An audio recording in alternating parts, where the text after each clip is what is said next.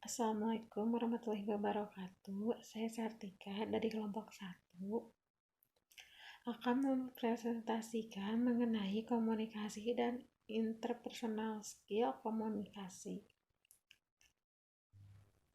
Adapun materi yang akan kita bahas yaitu mengenai pengertian komunikasi bisnis, jenis-jenis komunikasi bisnis, faktor yang mempengaruhi komunikasi bisnis, serta tujuan komunikasi bisnis.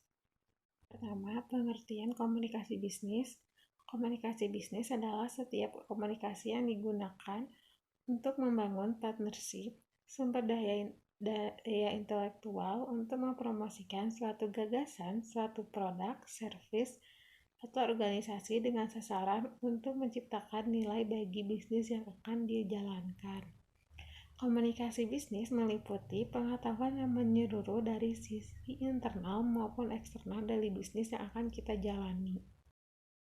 Jenis komunikasi bisnis ada dua, yaitu horizontal dan vertikal.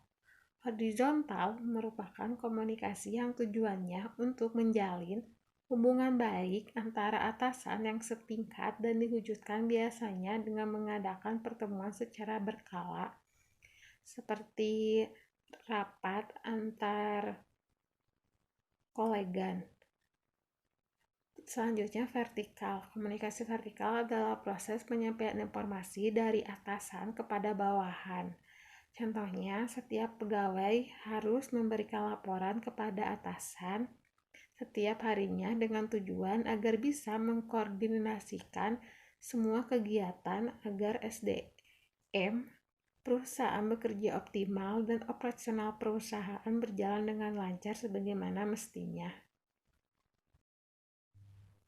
Faktor yang mempengaruhi komunikasi bisnis. Yang pertama, persepsi.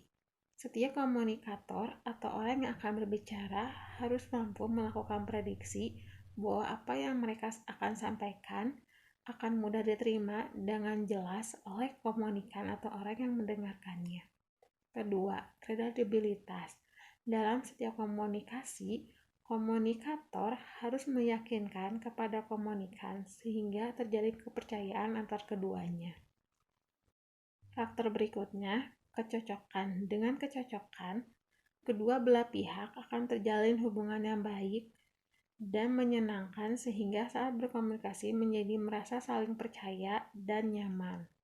Lalu, ketepatan. Sebelum berkomunikasi kepada komunikan, komunikator haruslah memiliki kerangka berpikir yang baik agar komunikasi nanti bisa berjalan dengan baik dan bisa disampaikan secara tepat. Nah, faktor yang terakhir, pengendalian.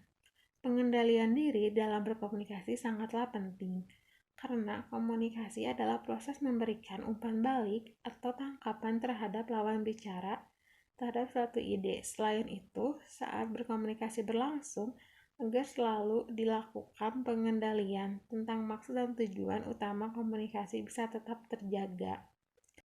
Pembahasan yang terakhir, tujuan komunikasi bisnis. Tujuan yang pertama, memberikan informasi. Informasi yang disampaikan adalah informasi yang ada kaitannya dengan bisnis atau usaha yang sedang kita jalankan dan disampaikan dengan cara yang benar dan tepat. Contohnya, seorang direktur mencari kandidat untuk menjadi sekretaris baru dengan segala persyaratan yang harus dipenuhi dan dipasang di media cetak maupun online. Pemasangan iklan di media cetak dan online inilah yang dinamakan memberikan informasi dalam bisnis, yaitu informasi untuk mencari sekretaris baru. Memberikan persuasi.